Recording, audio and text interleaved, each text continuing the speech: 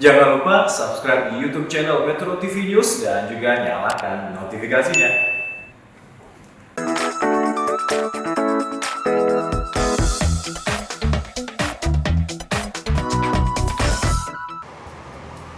Halo, selamat pagi pemirsa, saya Chandra Dewi kembali hadir menjumpai Anda tentunya dalam Cerdas 5 Menit. Dan pagi ini kita akan berbicara mengenai bagaimana klaim asuransi jiwa. Bersama saya saat ini saya telah tersambung bersama Dr. Johannes Bastian Edwin, Head of Claims dari Manulife Indonesia. Selamat pagi Dr. Edwin. Selamat pagi Mbak Andra. Pak Edwin, langsung saja ini sebetulnya jika pemegang polis sudah meninggal dunia, namun keluarga tidak mengetahui nasabah tersebut memiliki asuransi, apa yang bisa dilakukan? Apalagi jika pihak keluarga ternyata baru tahu tentang asuransi ini setelah lewat periode klaimnya, bagaimana?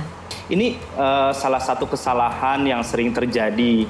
Jadi nasabah tidak memberitahu keluarga dan kerabat atas kepemilikan asuransinya. Ya. Nah kalau seperti ini sebenarnya agak sulit karena kerabat keluarga tidak mengetahui bahwa apabila terjadi risiko ada uang pertanggungan mungkin yang bisa didapatkan oleh keluarga dari nasabah.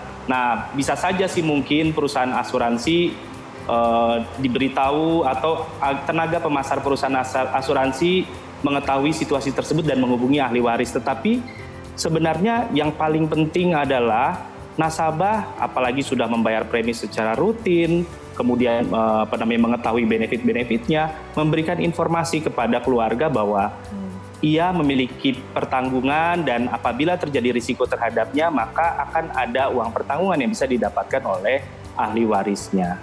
Tapi sebetulnya pihak perusahaan asuransi sendiri sebetulnya bisa proaktif tidak sih jika mengetahui ternyata nasabahnya meninggal, bisa mengambil peran agar klaim yang sudah hak nasabah ini bisa didapatkan oleh ahli waris, Pak? Iya, ini semua tergantung dari kondisinya. Sebagai contoh, kami di Manulife Indonesia pernah melakukan satu inisiatif mencoba menghubungi keluarga dari korban pada saat peristiwa jatuhnya AirAsia pada tahun 2014 kemarin. Nah, mengingat karena kemungkinan keluarga korban tidak mengetahui adanya asuransi yang dimiliki oleh nasabah yang menjadi korban. Tetapi kembali lagi, sebenarnya untuk hal ini seharusnya menjadi tanggung jawab dari nasabah sendiri. Saya sarankan agar nasabah memberitahu kepada ahli waris mengenai manfaat yang bisa dimiliki oleh ahli waris apabila terjadi risiko terhadap nasabah tersebut. Berapa lama sih biasanya klaim ini diproses dan dibayarkan ke ahli warisnya, Pak? Periode waktu pembayaran klaim semua tergantung dari kompleksitas kasus klaim itu sendiri dan lengkapnya dokumen-dokumen yang diberikan. Mungkin bisa berbeda-beda dalam setiap perusahaan asuransi.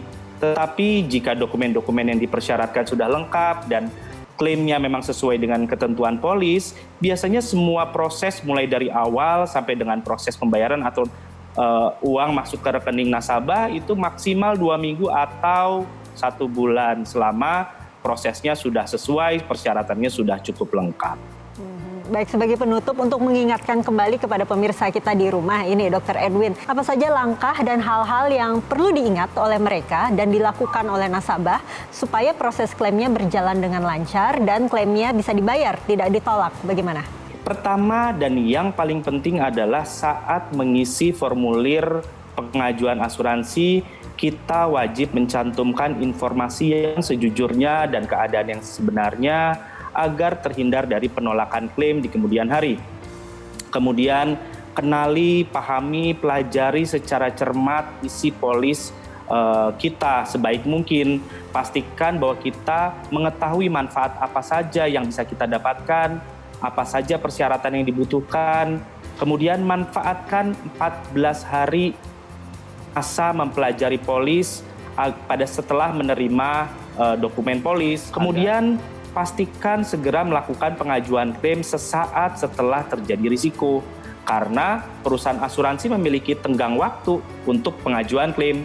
Jangan sampai terlewat dari masa tenggang tersebut dan kita tidak bisa mendapatkan manfaat dari hak-hak yang sudah kita miliki dalam ketentuan polis asuransi.